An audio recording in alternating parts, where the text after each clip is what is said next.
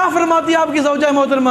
فرماتی ہے کہ باہر دشمن کھڑا ہے، دشمن گھر کی دہلیز کراس کر رہا ہے، لیکن آپ اس وقت بھی اپنے رب کو یاد کر رہے ہیں، آپ اس وقت بھی اپنے رب کے سجدہ ریز ہیں، اس وقت بھی رب کی عبادت کو ترک نہ کیا، اس وقت بھی عبادت کو چھوڑا نہ۔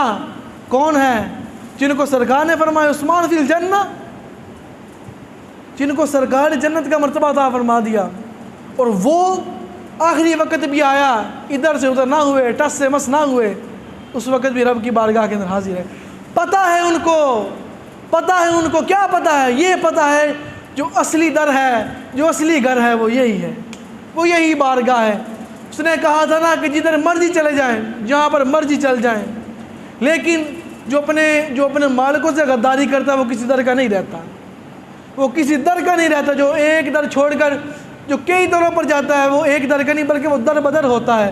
اعلیٰ حضرت نے فرمایا تھا نا، جو تیرے در سے یار پھرتے ہیں در بدر یوں ہی خار پھرتے ہیں کہ سونے جی نہ تیرا در چھڑیا، اور جڑے تیرا در چھڑ کے چلے گئے وہ ایک در دے نہیں رہے بلکہ در در پھرے، پھر کی ہویا؟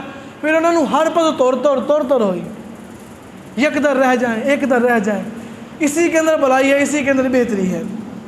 اور آپ کا عبادت کا مقام دیکھیں، آپ کے زوجہ محترمہ فرماتی ہیں کہ دشمن جو تھا وہ گھر کی دہلیز کراس کر رہا تھا، دشمن جو تھا وہ گھر کے باہر آن کھڑا تھا، اس رات بھی آپ نے ایک رکعت کے اندر قرآن پاک مکمل کیا۔ اللہ اکبر۔